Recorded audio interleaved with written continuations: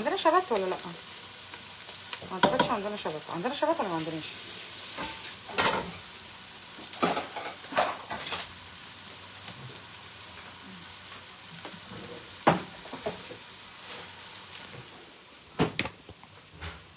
مفيش. اوكي. السلام عليكم ورحمه الله وبركاته اعزائي المشاهدين. اخباركم ايه؟ وحشتوني جدا جدا جدا. ناسف للانقطاع الفتره السابقه عن الحاجات اللذيذه اللي احنا بنعملها كل يوم على الفطار. النهارده انا جايه لكم بحاجه هتكون صدمه للبعض، او الناس هتبقى صدمه، لان هي كانت صدمه ليا انا شخصيا. يعني هقول لكم دلوقتي احنا هنعمل ايه بالظبط.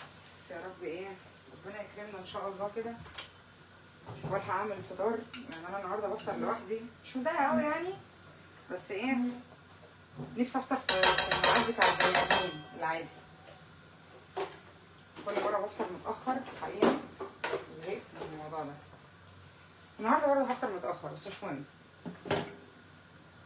هي بتحط ده معلقه سمنه، اوكي؟ ماما اللي عاملاها في البيت، ماما بتحب هي اللي تسيحها وتعملها. احنا هندفع عليها دلوقتي ان انا مش محتاجاها حالا يعني. المهم خليني اقول لكم دلوقتي انا هعمل ايه في خلطه الفراخ. انا الفراخ عندي مش بعملها زي ما بنعملها العادي، بنسلقها وكده. لا، هي قبل ما تتسلق بتعدي بمرحله كده انا حابه احكي لكم عنها شويه. الخلطه دي عباره عن لقيتي بصل متقطع مش مفروم، ومحطوط عليه شويه توم، ومحطوط ورق لورا حبهان، ومحطوط فلفل وملح وبابريكا. ولقيت عندي بقى 3 توابل كده، اللي هما التوابل اللي هي اسمها ايه، كيجن باين، ايوه صح كيجن، ودوابل ايطاليه. رحت خلطه كله على بعضه وعاملاه زي ما انتم شايفين كده اهو. هنحشي بقى دلوقتي الفرخه من تحت الجلد. يعني هنحاول ايه، انا ما بعرفش اعمل قوي القصه دي، ماما هي اللي بتعملها بصراحه، بس انا هحاول ان انا ايه يعني استكشف الموضوع. هحاول احشي الفرخه من تحت الجلد علشان يدخل فيها البصل والتوابل. نفتح كده بايدينا، انتوا مش شايفيني، لازم تشوفوني. يا رب تكونوا شايفيني. يعني فتحنا عند صدر الفرخه، هنحشيها كده اهو. الحاجات اللذيذه اللي معانا دي اهو. لسه في تاني ماشي، في مساحه. كل ما تلاقي مساحه احشي.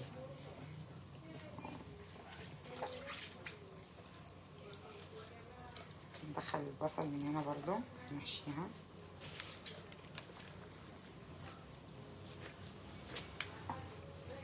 بص انا بحاول ايه ان انا اشوف كمان من الجنب من الظهر من هنا، لو لقيت اي زخنوق ندخل منه البصل على طول، المتبل بالتتبيله العظيمه دي.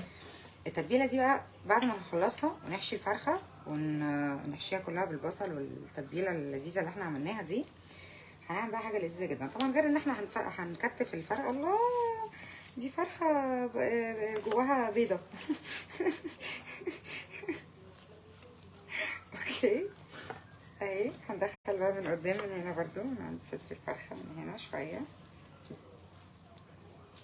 انا لابسه جوانتي طبعا عشان اعرف اتعامل وايديا ما تفضلش فيها ريحه البصل فتره طويله. دي طريقه احنا بنطبخ بيها على طول، بصراحه اتعلمتها من وفاء هي اللي شاطره قوي في القصه دي.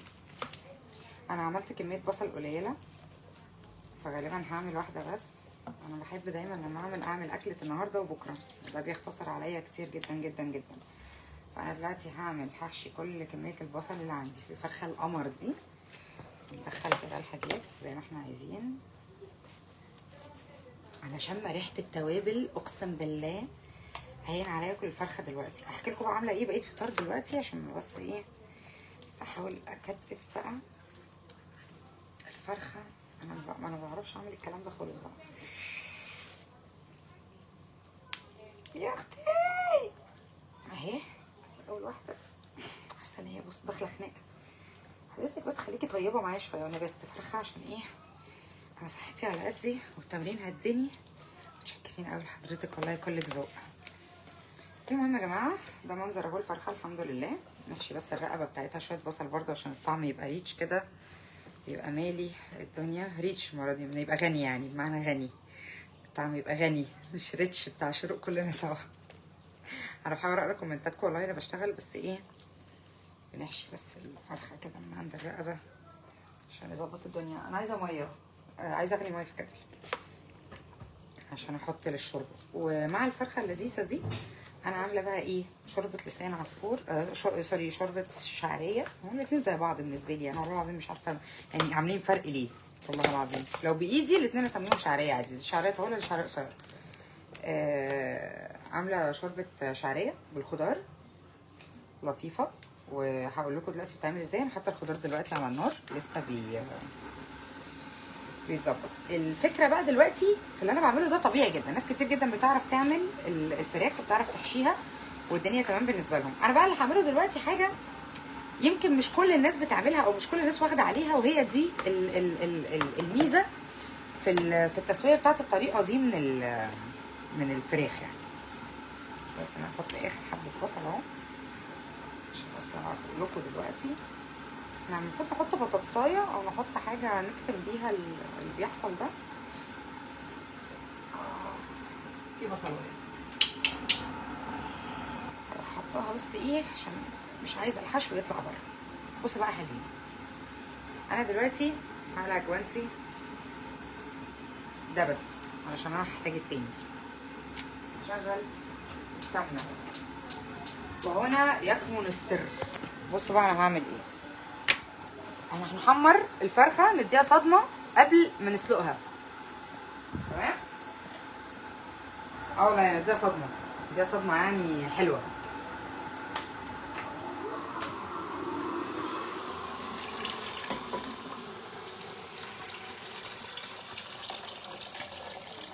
انتي اغلي بقى شويه قبل ما احمر ايه الشعريه.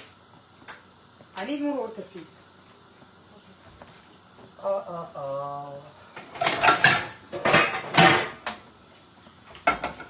محتاجين شويه شعريه هنا اهو، نولع هنا اهو كمان عشان نحمر شويه الشعريه اللي حلتنا الشوربه الغلبانه اللي انا عاملاها. بس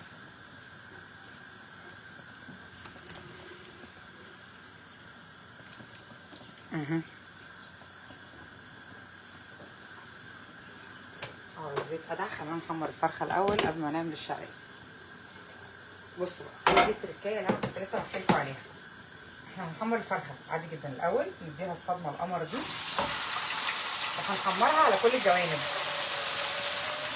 نشيل دي وهنعملها بكره تاني بنفس الخلطه اللي بنحط عليها.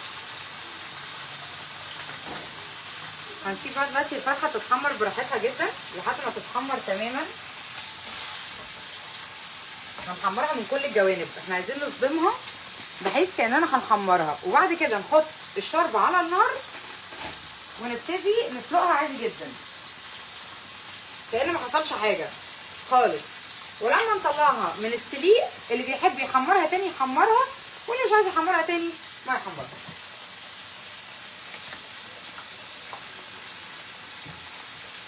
دي بتتحمر في معلقه سمنه دلوقتي عشان بس الناس اللي بتسال انا بحمرها في ايه. دلوقتي انا بعمل اهو الشعريه. ادي دول كده كفايه.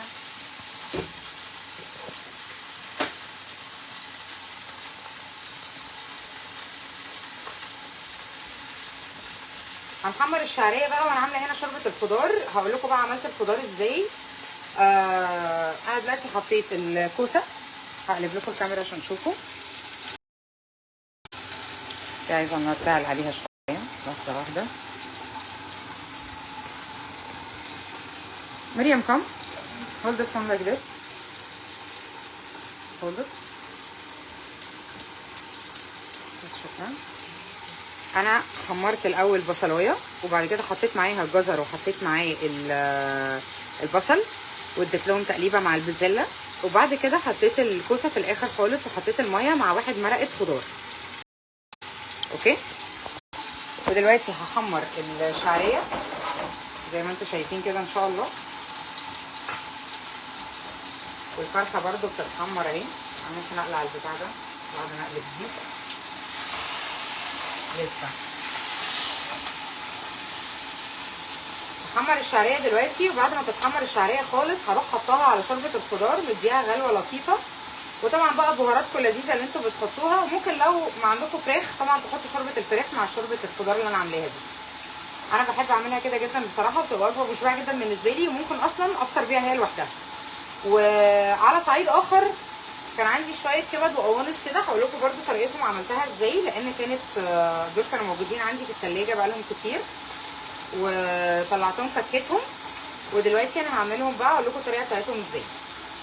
هوريها لكم حالا لحظه.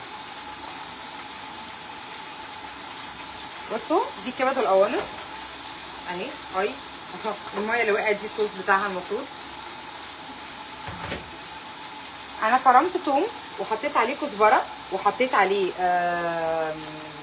ملح وفلفل وكمون وعصرت ليمونه ومعلقه خل وسبتها في التتبيله دي شويه. دلوقتي انا هنحطها في شويه زيت على النار تاخد الصدمه برده وتتشوح، وبعد كده هروح سايباها تنزل السوائل بتاعتها كلها. وممكن يتعمل معاها رز ابيض بقى، تتحط في طبق لوحدها تتاكل بالعيش، في ناس بتحب كده جدا. المهم ان الفطار النهارده بالنسبه لي الشوربه، ودي اهم حاجه في الكون.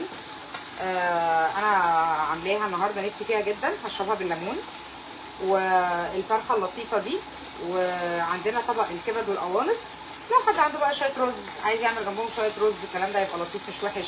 عايز حد يعمل مكرونه بالصلصه، عندي شويه مكرونه بالصلصه من امبارح يعني هيبقوا مش وحشين. كل سنه وانتم طيبين، رمضان كريم.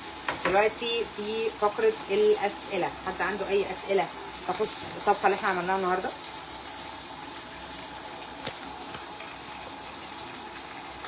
يا تونة انت كل يوم تجوعينا، مفيش حتى طبق قطايف. معلش يا محمود المره الجايه حاضر.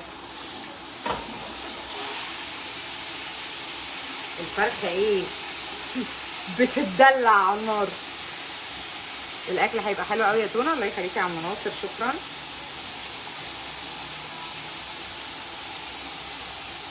تسلم ايدك، احسن شيف في مصر، متشكره جدا جدا جدا. انا مش هقفل معاكم اصلا غير لما الشعريه تتعمل، فما تقلقوش. طريقه شوربه الخضار تاني. طيب بصلايه متقطعه مع الجزر، وبتتحط معاها مكعب مرقه خضار، وبنحط معاها الكوسه. بعد ما الجزر والبسله والبصل ياخدوا تشويحه مع مرقه الخضار او مرقه الدجاج زي ما انتم عايزين، بنروح بعد كده عاملين الكوسه، لان الكوسه ما بتاخدش سوا زي الجزر والحاجات التانية والبطاطس وكده. فانا بقول يعني انه احسن ان احنا نحط الجزر والبصل والبسله الاول ياخدوا تشويحه، وبعد كده نحط الكوسه في الاخر عشان دي هتبقى احسن كتير.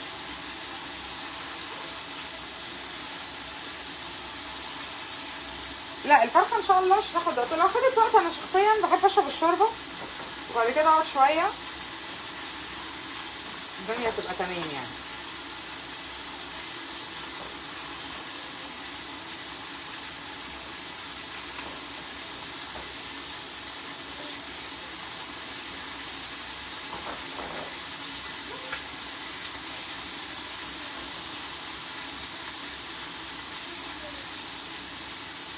بص الشعريه اهي، ده بقى لونها.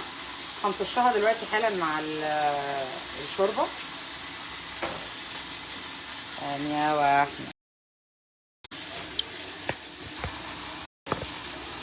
اعلي لكم الكاميرا شويه عشان تشوفوها.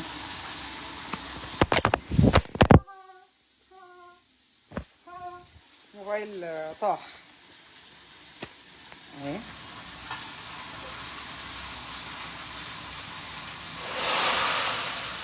واو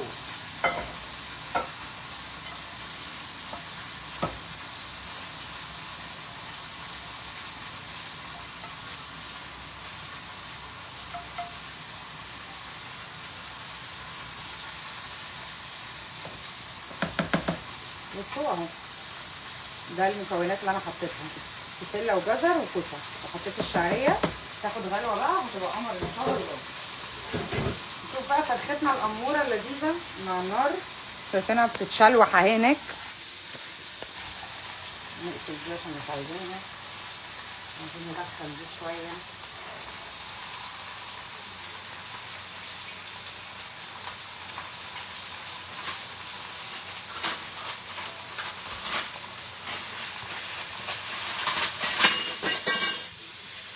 تاني بدغدغ المطبخ مش بطبخ. طيب تعالي تمسك البتاع ما تجريش مني.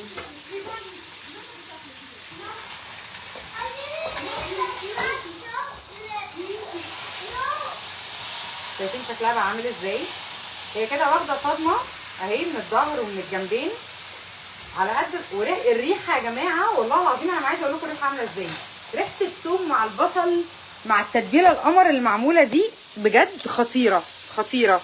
بصوا ده شكلها، ريحتها بجد خطيره اقسم بالله. يعني انا مضطره اشغل الشطاط لان الريحه هتقعد كده في البيت كتير قوي. بصوا شكلها عامل ازاي. ابتدت اهي بصوا تتحمر كده من بره. فانا هستنى بقى تتحمر خالص وبعد كده اروح منزلها بقى ايه الشوربه بتاعتها. انا عامله لها شوربه من نوع تاني كده. الشوربه بتاعتها هتبقى عباره عن بصوا بقى انا بحط فيها حاجات غريبه معلش استحملوني يعني. انا بحط طماطمايه صحيحه وبصلايه صحيحه وجزرتين وحبهان ورق لورا وملح وفلفل. ده بالنسبه لي سلق الفراخ بس عشان بس نبقى ايه تمام.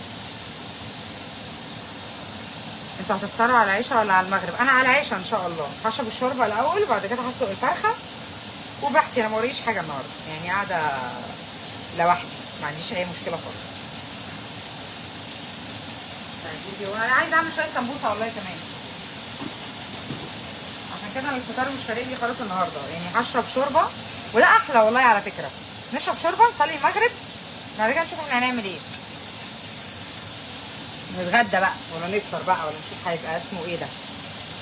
الريحه وصلت والله العظيم يا نيرو. الريحه هنا انت لو شامه الثوم مع البصل مع التتبيله الغريبه المعموله دي والله العظيم خطيره خطيره خطيره.